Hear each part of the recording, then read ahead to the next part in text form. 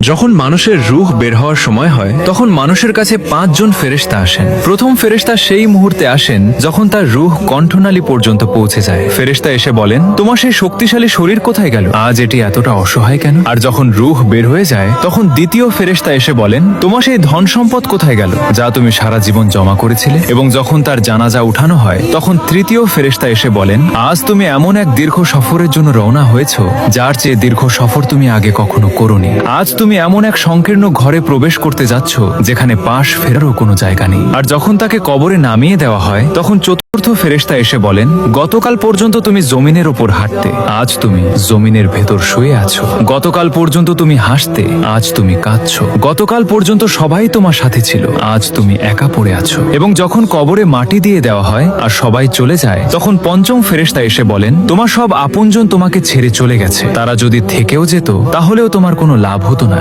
আজ হয় তুমি জান্নাতের সুসংবাদ পাবে, না হয় জাহান্নামের বেদনাদায়ক আযাবের মুখোমুখি হবে। আল্লাহ পাক আমাদের সবাইকে ঈমানের সাথে মৃত্যু দান করুন, আমিন। কমেন্টে আমিন লিখুন।